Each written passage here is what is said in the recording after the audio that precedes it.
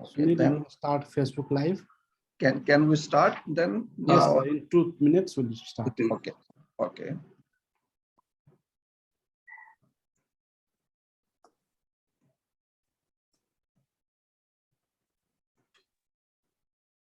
Sunil, you can start now. Yeah, just waiting for Facebook Live.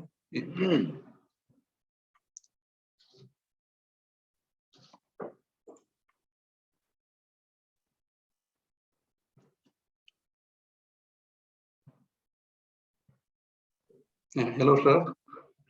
Hello. I'm Sunil Chaudhary. Okay, thank you.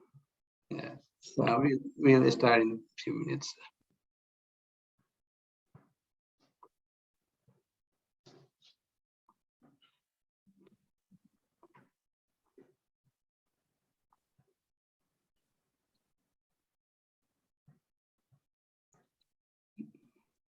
Yeah, okay, sir. We will start now. Let me first introduce Yeah, okay. Dr. Abedullah and dear participants. Namaste and good afternoon. Welcome to the NICE Economic Lecture Series. Through NICE Economic Lecture Series, we aim to invite eminent economists to discuss the contemporary economic issues at the time when the world is struggling with post-COVID recovery and which has further hit by Russia-Ukraine crisis. Before I start, let me briefly introduce NICE. Nepal Institute for International Cooperation and Engagement is a research think tank registered under the Companies Act 2006 of Nepal, working towards bringing in research excellence in the field of international relations, international economy, security, and development, and looking for better approaches for enhanced international cooperation and relations for a better, peaceful, and stable world. To talk about today's important topic, rural transformation and its outcome in Pakistan, we have very eminent speaker, Dr. Abedullah from the Pakistan Institute of Development Economics, Islamabad, Pakistan. Dr. Abedullah is Chief of Research at the Pakistan Institute of Development Economics, Islamabad. He earned his Ph.D. from the University of Philippines and was a postdoctoral fellow at the University of Göttingen, Germany. Dr. Abedullah has 24 years of experience at the national and international levels. Currently, he is serving as a Chief of Research and leading the Agriculture and Food Security Research component at the Pakistan Institute of Development Economics. He also served as a head of the Department of Environmental Economics and Department of Public Policy for about 2 years at the Pakistan Institute of Development Economics. He has published 47 research papers in highly reputed national and international journals, 8 book chapters, 40 papers in different conference proceedings, and 31 articles in different newspapers, magazine, PIDE Knowledge, Brief, and Policy Viewpoint series. Besides these achievements, he has won national and international international series research grants for different projects. His research covers broad areas which include impact evaluation of different product technology, value chain analysis, cluster analysis, efficient utilization of resources, value of non-marketable goods within the agriculture domain, and rural transformation. Dr. Abedullah, welcome to your program. Dr. Abedullah, you have around 30 to 35 minutes to make your initial remarks, which will be followed by the question and answer. This session is of 16 minutes, and the program is streaming live on several Facebook pages, social media platforms, and we would like to request all our participants to tweet about the event and also share our live video on their social media so that maximum can benefit from the discussion. The audience can drop in their questions under the Facebook Live or in Zoom chat. Dr. Abedullah, over to you. Okay, thank you very much, Dr. Sunil, for introducing me. And I'm highly thankful to the NIICE, Nepal Institute for International Cooperation and Engagement, for providing me its platform to speak on rural transformation and its outcome in Pakistan. So let's start. First off, let me introduce briefly that basically what is rural transformation. Rural transformation is a process of comprehensive societal change where the rural society diversify their economies and reduce the reliance on agriculture, become dependent on distant places to trade and acquire goods and services and ideas. So basically, this is very broad definition of rural transformation. So basically, I will just talk on this is the contents of my presentation, basically. So as I defined, I'll get what is rural transformation. Then I will talk about briefly the stage of rural transformation, and then also that what kind of data set we are using for this study. And let me also explain that this study basically is conducted under a project which is with the Australian Center for International Agriculture Research under a project. So this is basically a project based on 4 countries which involved Pakistan, then also we have China, and then Indonesia, and we have Bangladesh. So Australian team is basically leading this project. So under this project, this study has been conducted. So I will give the overview of rural transformation and then trend and speed of rural transformation, and then basically how rural transformation impact on basically income and poverty. And then also I will talk about the food self-sufficiency and production growth in Pakistan scenario, and then farm structure and livestock holdings and agriculture trade. And finally, we will move towards the conclusion part. So now look at this. This basically, this is the definition we use for RT1 and RT2 for rural transformation. So RT1 is basically the percentage of high value agriculture product in gross agriculture output values. And among high value crops, we consider cotton, sugar crops, and horticulture crops, and tobacco, oilseed, and livestock and millet production. And among low value crops, we consider grains, and which includes wheat, rice, maize, bajra, jowar, and barley, and also pulses. So basically here, we did not include the fishery sector because this is the studies on 4 decades starting from 1980 to 2019, basically. Sir, you can share your PPT as well. Huh? What?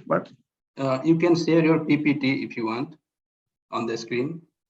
Yeah, is it not moving or what? You No, can. Yeah, it has not shown in the screen. You can share it. Is it okay? Can you see it? No, sir. So you have to share it again because it stopped earlier. I see. Okay. Please Then share I will share it again. I think I need to share it again. Let me.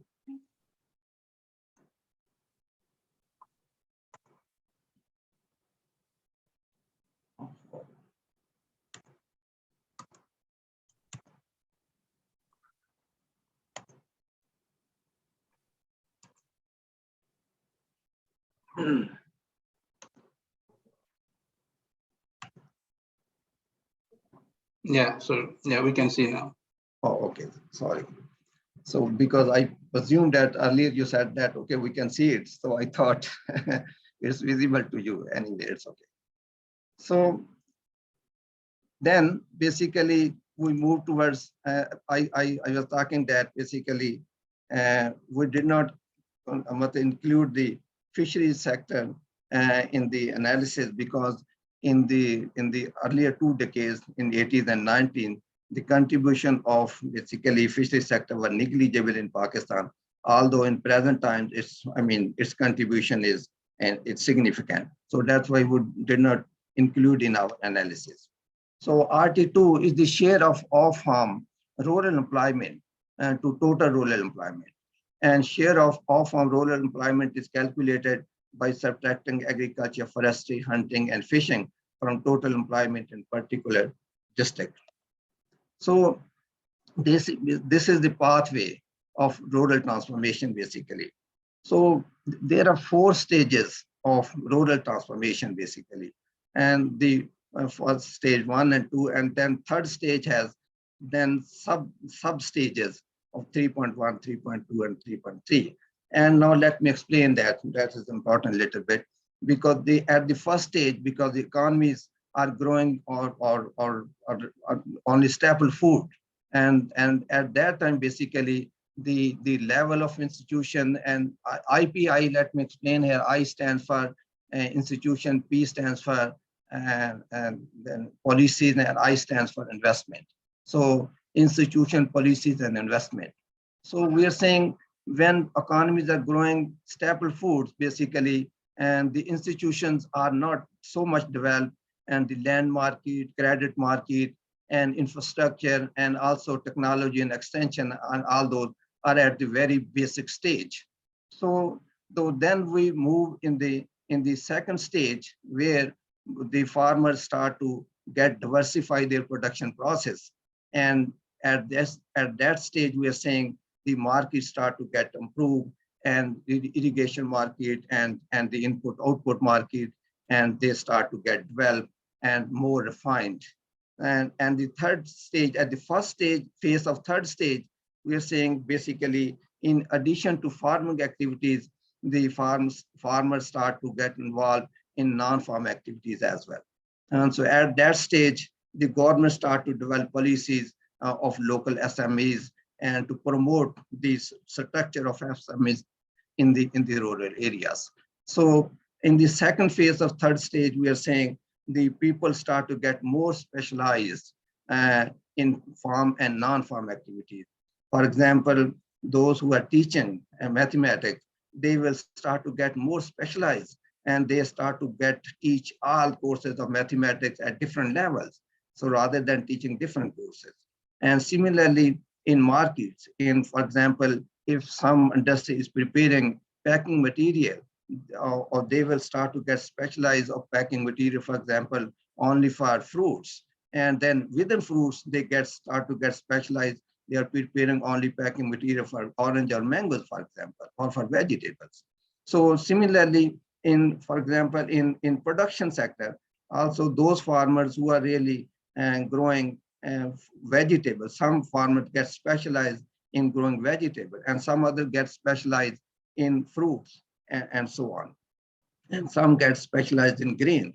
So it means the concept here is that we are moving toward basically cluster development. So the cluster of different commodities start to get developed.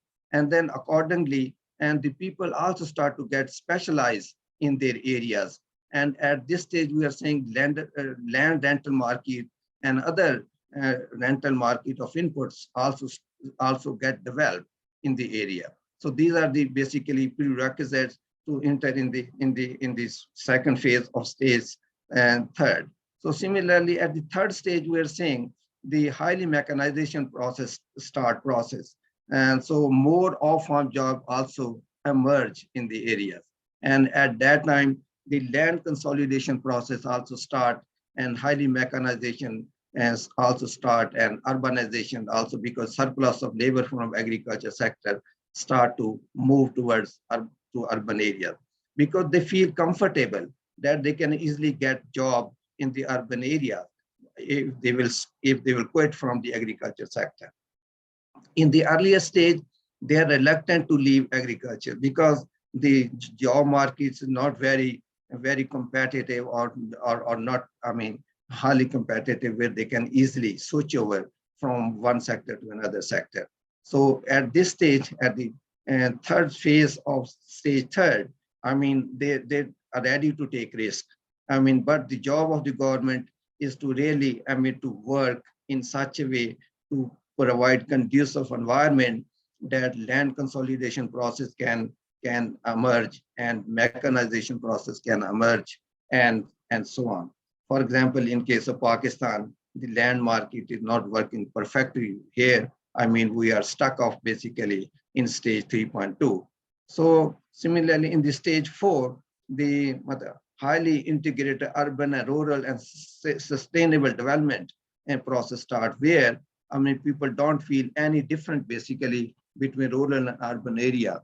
and they are feeling, I mean, comfortable even to stay in rural areas because they can enjoy all the facilities what they what are available in urban areas, also available in the rural areas. So at this stage, we are saying the migration from rural to urban also, I mean, have get low growth because people start to getting jobs in rural areas as well, and also try to keep their families in rural areas. So this is the fourth stage. So I'm saying now we are saying basically at different, I mean, role of institution, policy, and investment is very crucial at each stage in order to move from one stage to another stage. And moreover, the sequence of IPIs is also critical to speed up the inclusive and sustainable rural transformation. For example, if one nation is at stage one, and at that stage, if you start to introduce mechanization, it will not work because people have not an expertise to run that mechanization to machineries, and that will get failed. So that's why we're in sequence of IPIs is very crucial and very critical. So having said that, now you can see that here some countries of South Asia are just entering in stage third, and some of the countries are going to complete first phase of stage third. In Southeast Asia, and there are countries which are just entering in the stage third, but some other countries are about to complete phase third of stage third. So similarly, in different regions of China, and they are also at different stages of rural transformation. So now in Pakistan, basically, because it is the district level study, as I mentioned earlier. So in 1981, we had 28 districts, which converted into 67 in 2020. And so we basically collected data on all 67 districts and then tried to compile it back into 28 districts. So, and there are 18 districts which did not split at all in the last 40 years. So basically we had 46 districts if we see in 1980, and then if we see in 2020, the same 46 districts are equal to 85 districts. So there are 23 districts which, I mean, did not have agriculture, major share of agriculture, we did not include in the study. Similarly, and there are 5 districts which are purely urban, we also did exclude it, and there were 8 districts which have missing data. So in this way, we have total 121 districts in 2020, out of which we have included in our study 85 districts. And if we convert it back into 1980, so these are 46 districts. So these are the data sources from where we collect data from different, I mean, sources we use: provincial development statistics and census reports, agriculture marketing information services of Punjab, and then also various rounds of and PSLM survey and Pakistan labor force survey as well. So now this is basically over time, if we look at this, I mean, this is the rural transformation, and although it is increasing at the national level, but the speed is quite slow. So this is basically RT1, share of high value agriculture at the district level. And if you see here, almost in all districts, we can see that the rural transformation is taking place. RT1 is improving, and all except Sibbi and Badin, and that need to further investigate that what happened here in these districts. So in all other districts, I mean, it is observed that the rural transformation is taking place. So similarly, in case of RT2, I mean, non-farm employment, the share of non-farm employment is also, I mean, you can see increasing over the time in all districts. So that is also again demonstrate that the RT2 is also taking place in all districts of Pakistan. So now, because we want to investigate basically the relationship between rural transformation and per capita income. So here you can see that when we try to draw the per capita income for different districts. So we find that per capita real income is basically also increasing over time. So from 1980 to 2019, almost in all districts. So this clearly indicates basically that there is a relationship between rural transformation and per capita income. So if we want to increase, rural income, so we have to think that how we can boost up the rural transformation. So here, this is the agriculture employment, which we see that over time it is the share is of agriculture employment is declining, which is, as we mentioned, that rural transformation, the people start to move from agriculture to non-agriculture sector because non-agriculture sector provides more, higher wages, and then similarly the GDP, the contribution of agriculture GDP is also start to decline over the time. But here we can again see that the growth rate of declining of both variable is very slow. As the difference between agriculture employment and agriculture GDP get narrowed down, so this will help to improve the agriculture labor productivity, which is the line at the lower end. So then here we can also see that the agriculture productivity is also increasing over time, labor productivity. So, but it's again, the growth rate is very, very slow. So basically, when we observe deeply, we find that in Pakistan, the rural transformation basically is coming mainly from livestock sector. So later on, we will, further, I will elaborate that. So then second variable was that we want to investigate and the poverty, that what is the relationship for rural transformation with the poverty? Because over time poverty is quite difficult to estimate, but we use here multi-dimensional approach here. So in the and by using the human index, human development index we use, and in the multi-dimensional approach we took the dimensions of education, health, living standard, and employment, and from there we try to develop the human HDI. By using HDI, and then with deprivation index basically we develop here. So here you can see this is the deprivation poverty, which is basically the deprivation index, and then also at the district level you can see that over time the poverty is also declining almost in all districts, which again basically providing an evidence that with the rural transformation the poverty also declines over time. So it means rural transformation has again linked with the poverty alleviation. So now we try to estimate basically the speed of rural transformation in different districts. For this, basically we use the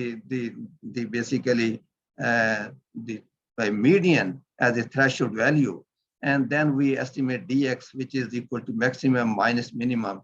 And then we are saying that minimum plus dx over 3, which is the threshold value, which is the median value.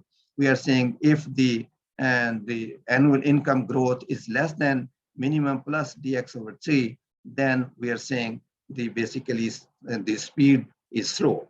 And then, but if it is minimum plus 2 dx over 3, the value is greater than this, then we are saying the speed is high. If the values lie between these two, then we are saying speed is on the moderate. So now here, we can see that different districts have different stages. For example, there are districts where rural transformation is fast, but speed of rural income growth is also fast. Only one district, Larkhan and DI Khan, but majority of districts fall under the condition where RT1 is fast, but the speed of rural income growth is moderate. And among these, we can see Jhelum, Rahim Yarkhan, and so on. But there are also districts where rural transformation is fast, but income growth is taking slow. Growth of income growth, and the rate of income growth is slow. So basically, that required to further investigate district by district by looking at different parameters in each district that really make the income growth slow and the speed of rural transformation fast, and the same situation in case of RT2.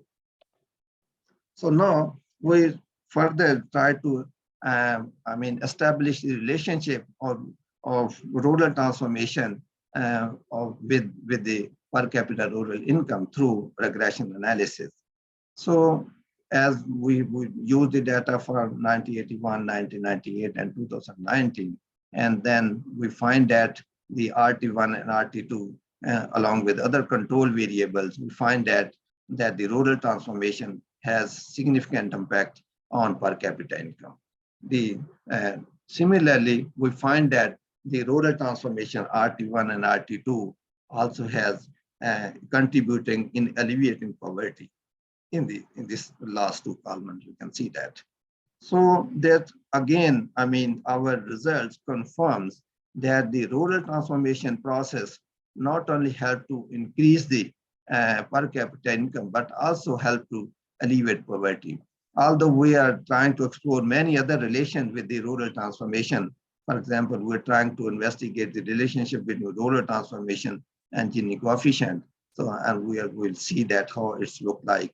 So and many more, of course, in coming days, because this project of 3 years, and we have to explore many different relations.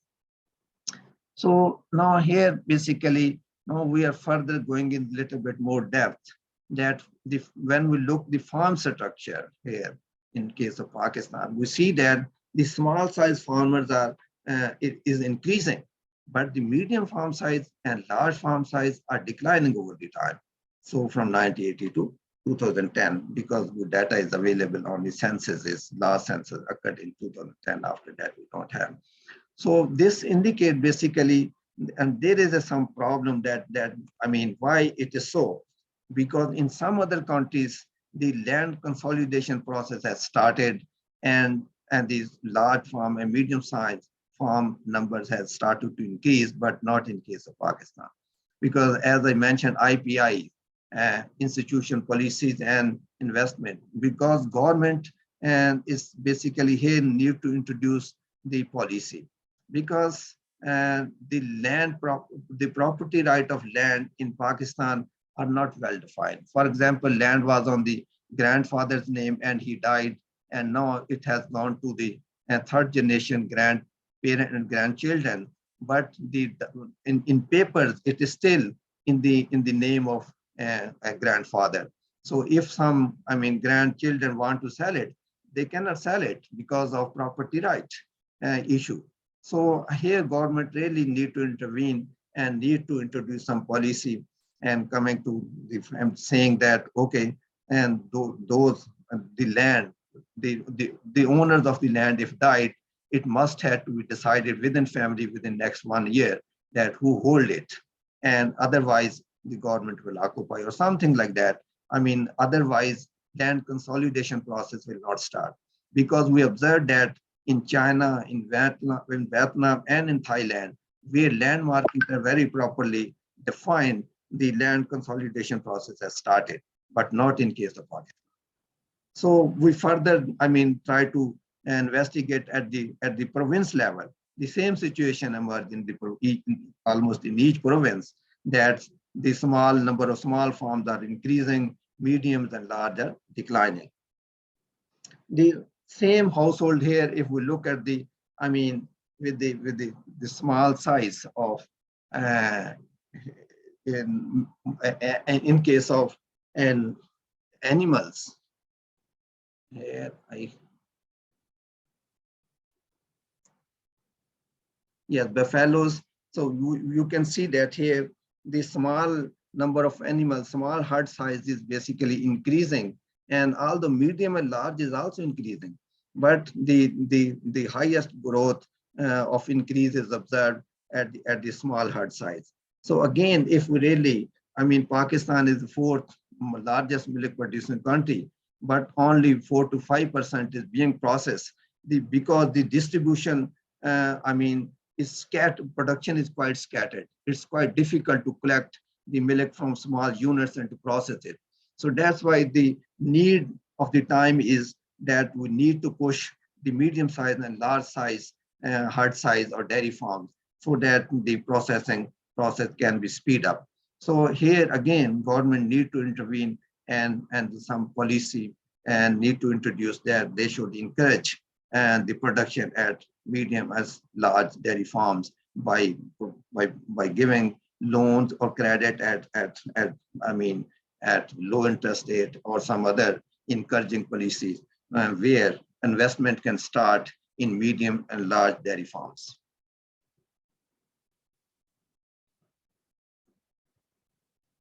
So the same basically also observed, if we, investigated at the provincial level, the almost similar kind of situation emerged from there as well.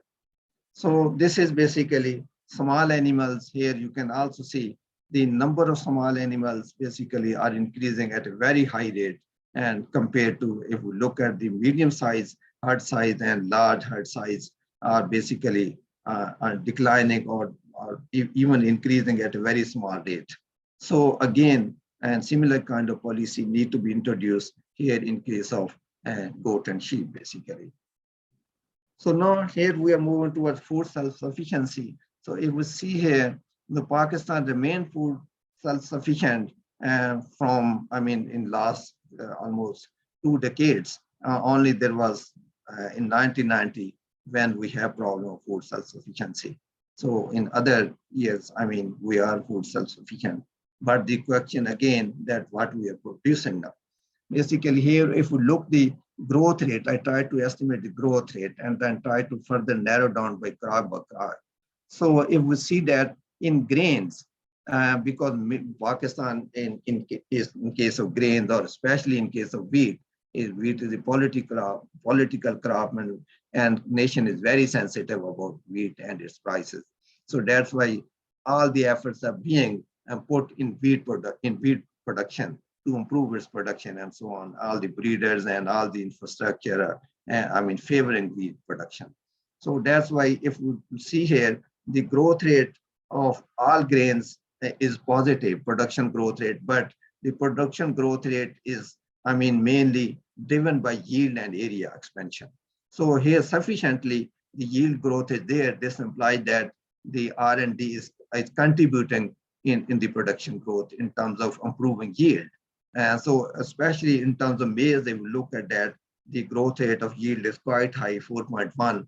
And this is because the private sector emerged and they introduced hybrid maize in 2000, which really pushed the yield growth of maize and significantly higher than other grains. But if we look the situation in case of vegetables, I just took the major vegetable, tomato, potato, and onions. And here the growth rate of tomato and onion is quite, yield growth is quite low. But the growth rate of potato is significantly sufficiently high, 2.6. It is mainly because of basically the private sector basically involved due to fast food chains and the chips and all those things. So, and they introduce the modern seeds and also modern production technology in potato production. That's why, and the growth rate of yield has significantly increased. But in case of other, you can see it's quite low, which this clearly demonstrates that the production growth is mainly driven by area expansion, which is not sustainable in the long run. So similarly, this, if we look here, livestock sector, and the population growth is 3 per annum, which is quite, sufficient. And milk production growth rate is 5.2. Again, it is quite, encouraging. But in case of per animal milk productivity, which is only 2.2, which is quite, low. So although Pakistan is a 4th milk producing country, but still we did not able to export it. And the reason again, is scattered production and then again low milk productivity, and which make Pakistan incompetitive in the international market. So if we really have to compete in the international market and have to increase the share of our export, then we have to be competitive, and which is possible only by encouraging large dairy farms so that we can decrease the cost of production. So similarly, if we look in case of pulses. I mean, look, the growth rate, production growth is almost negative, almost all, except mung bean. Mung bean positive growth basically emerged because they introduced the varieties developed by Asian Vegetable Research and Development Center in 2000, which contributed to increase the yield.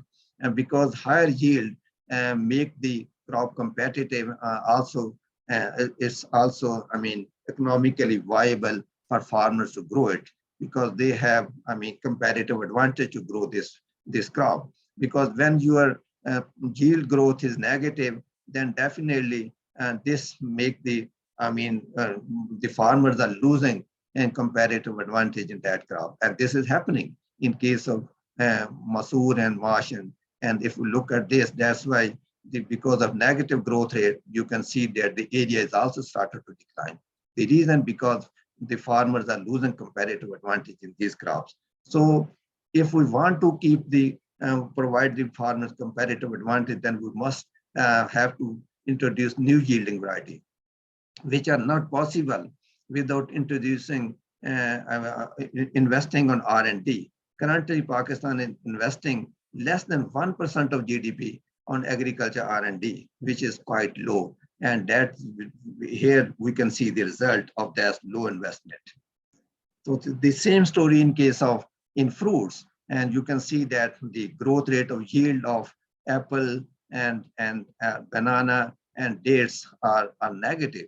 I mean, it means so then under this situation, the cost of production will increase and we will get incompetitive in these fruits, and even in our local markets, and the others and the imported fruits will occupy the market because they are more competitive, and they can, for example, in case of banana, and the Indian bananas being sold in Pakistan, and that was in terms of prices, it was cheaper. So they were occupying share. So in the same story in the case of other fruits, if we will not invest to increase the yield, then definitely we will lose even our local markets, and the imported products will occupy the markets.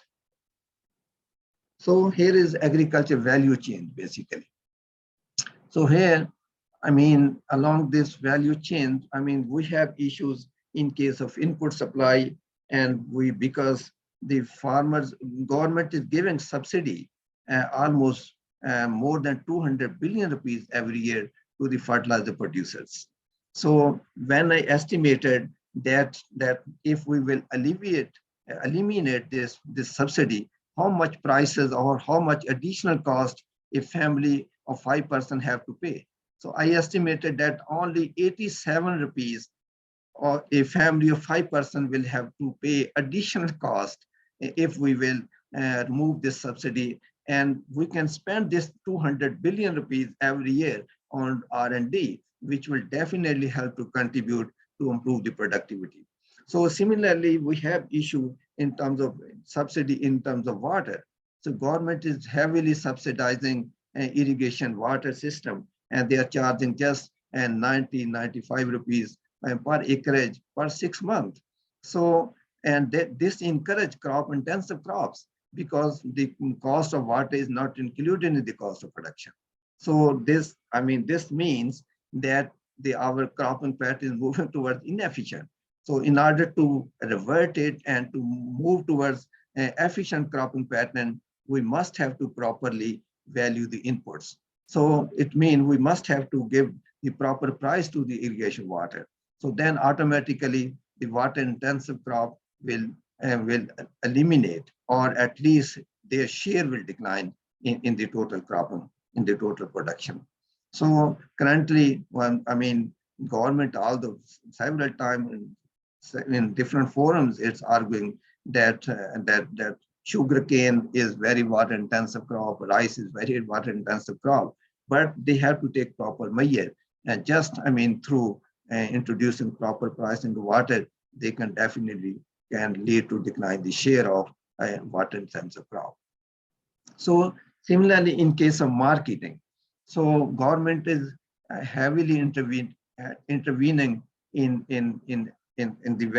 the wheat market. So because the 75% of the marketable surplus is held by the government because it's political crop. But I analyzed that when I start to analyze from 2018 to 2021, I find out that government is providing low prices to the farmers, and when it comes into the market, then prices raised almost get doubles. It means the government intervention is not helping to keep the prices low for the consumers. So, and then who's getting benefit? Farmers are getting low prices, and on the other hand, consumers are paying high prices. On the middlemen, I mean, are getting the high share of these benefits. So we are arguing that government must reduce its footprints in the wheat market, and as the same story is in case of sugarcane or sugar markets. So I mean, this inefficiency in markets basically is discouraging farmers, and also, I mean, it's a burden on the consumers that, I mean, can be easily. When I did analysis for 2020, the government paid 35 rupees per kg of wheat to the farmers. And when it's sold in the market before the next crop, the prices went to almost 75 to 80 rupees per kg. So in the international market, the prices were 50 rupees per kg. So, I mean, if the market had left open then definitely, even if there is a gap between supply and demand, then the middleman can easily import from the international market. And if we add up 10% of the loading and unloading charges in 50 rupees, then the price should go maximum between 55 and 60, but prices was between 75 and 80. So, I mean, that is, I mean, in the role of interference of government, I mean, is not helping to keep the prices low. So that we are arguing that government must keep the price away from the marketing system. So let it work in the free market mechanism that will help to offer the high prices to the farmer through bidding process within private sector, and also help to offer the lower prices to the consumers. So now here in agriculture trade, if we see that Pakistan basically in last from 2015 to onward, and our export are less than the import.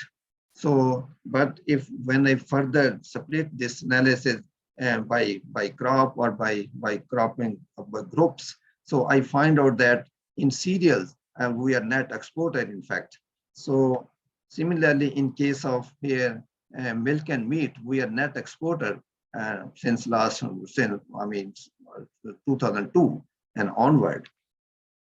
So, but in case of here fruits and vegetables, we can see that since 2012, we are almost net importer of fruits and vegetables.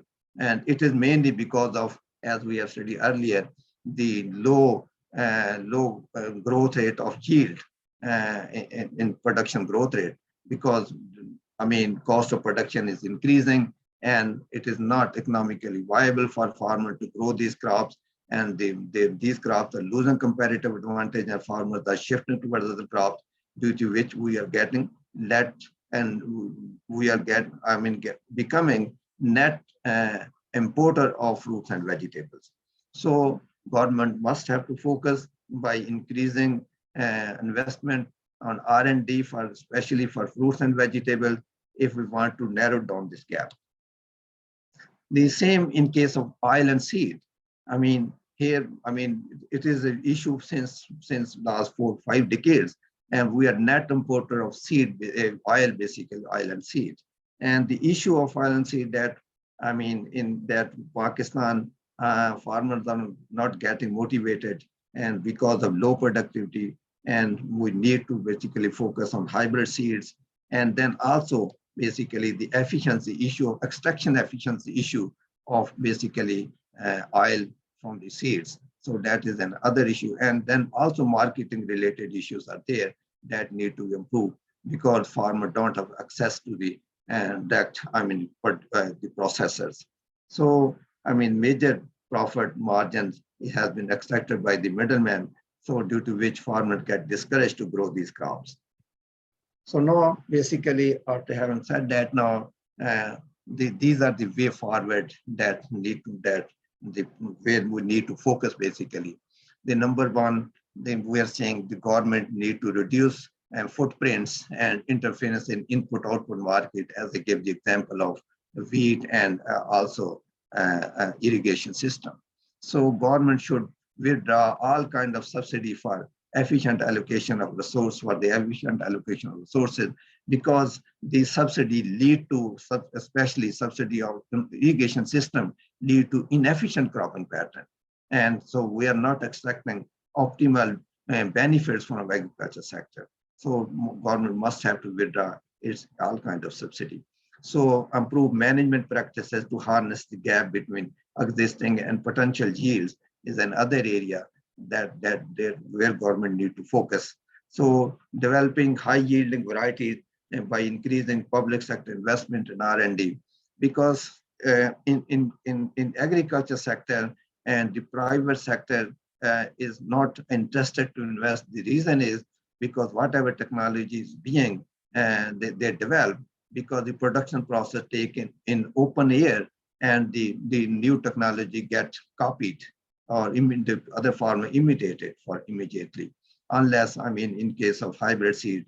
But that kind of innovation, that's why government has to invest in this sector, especially developing new varieties and hybrid seeds. So inefficient land market and land management policies are impediment towards land consolidation system. As I mentioned, that government really need to develop some system where we can properly define the property right of each parcel of land in Pakistan. So the improvement in efficiency in supply chain is also very important. So thank you very much. So this is all from my side.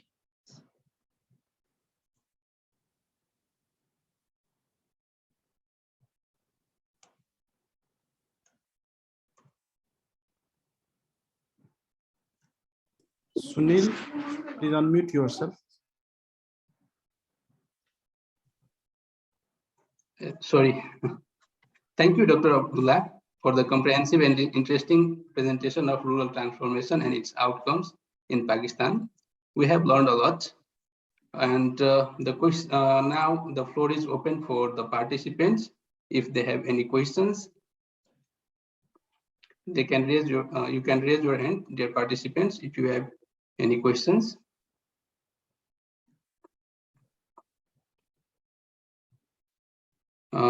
Okay, we will take from the questions from the social media then. Yeah, sure. Yeah. So there is a questions like, according to you, what are the major problems for agriculture in Pakistan? Like, what are the strategies to revitalize the agriculture sector of Pakistan? Actually, basically, we're seeing in Pakistan two major issues. One is basically low investment in R&D, where government really need to focus. Without increase in investment in R&D, we cannot, get high share in international market. Even I am worried that in future we will lose the share in our local market because of focusing on high yielding varieties. The cost of production is getting high day by day. So in other economies, they are producing at low cost. So when they're bringing in our economy, they can easily sell it because our local farmers are unable to compete it. So the most important thing is investment on R&D, if I prioritize. And the second, where government really need to focus is to decrease the footprints of government in marketing system, especially. And also third is in input subsidy, where government really need to divert that resources where they are flowing in terms of input subsidy towards the investment on R&D. Thank you. There's another questions from the Facebook Live. What is the impact of COVID-19 pandemic on rural employment and the food security in Pakistan? Yes, but I also wrote a blog on this. During the COVID basically. So I really, in case of Pakistan, in food supply chain, I did not feel any breakage or any problem. So because in rural areas, the production process really continue as such, and the rural farmers and also continue to work in the fields. They did not take it very seriously. But in the supply chain, in other supply chains, especially non-agriculture sector, that really it happened. So because the factory is closed and then people get unemployed, so we get serious problem on the demand side, not on the supply side. So when people get unemployed, then they don't have sufficient resources to buy it, and then we have its impact on even agriculture sector, because agriculture production gets surplus because people don't have sufficient resources to buy, for example, chicken and also expensive vegetables. So, but the production was continued. So then there was high surplus and prices went down because of supply demand mechanism, and that hit the farmers back. Thank you. One more question from here. What is the transition of political development in Pakistan politics, and does it has any impact on agricultural policies of the government? Like how it will impact? Yes, of course, that's a little bit political question. That's true, because you know that during the transition from one political party to another political party, definitely it affects all the sectors. So, but I think the time will tell how it goes.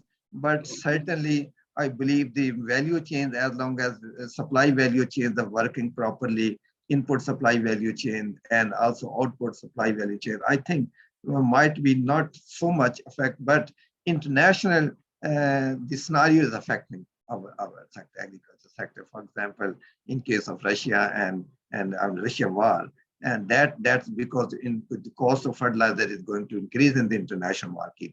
Definitely, that will affect the production and hamper the prices in the local market as well, more than the local transition of political powers from one hand to another hand. Thank you. One question here. As you said, that medium and large farm size is declining and small farm size are increasing. So what could be the impact on agricultural production of these changes? Of course, that's as I mentioned, because at small farms, it's really difficult to use the modern technology. So, which implies that as we have more and more small farms, the cost of production will continue to increase, and that will make us incompetitive in the local market as well as in the international market. So, if we really, if we have to move toward the adoption of modern technology, and then definitely, and the large and medium farm size could help more. It is observed as clearly that in case of, I give the example in case of China and Vietnam, and the land consolidation process has started. And that is based on market forces, basically. When you keep the market openly, and the government job is to just provide the conducive environment for the market to work, as I gave the example of Denmark. So when people feel that, what they are getting from their small piece of land, they can earn more from the non-agriculture sector, then definitely they will, quit from the agriculture sector. So they will sell the land. But the no issue is here that they cannot sell it because of property right. So that is, the biggest issue. And I personally know many people. One of the farmers who have low level of education, for example. So, and the people were asking, and the people who were working on his field, they were asking, oh, you get education, and why you are coming back to work on the farms? Then, that is not really workable for you because you are not educated. So he was staying in the city and getting, small amount salary in there, but did not able to, contribute on his own farm. So that kind also we are saying this kind of issue basically when you have small level of education, but you can contribute more onto your farm, but you with norms and value in the society promote you to go away from your farm. Thank you. There are some questions in chat session, in Zoom chat. What is the role of women in agriculture and rural transformation in Pakistan? Yes, of course, women has very critical role and it should be. And I think if we see that the livestock sector is basically, especially small herd farm size, are totally managed by the females. So in Pakistan. So they have very, very enormous contribution in managing the small herd farm size in Pakistan of livestock. So all the women also contributing in crop sector as well. So by providing different sports to the men. So we feel that women contribution is integral part in the agriculture sector. Okay, this question. There's a SKI program talked about Aga Khan Rural Support Program remained quite successful in northern areas of Pakistan. Could you please highlight on this program, and do you think other Asian countries can also take lessons from such initiative?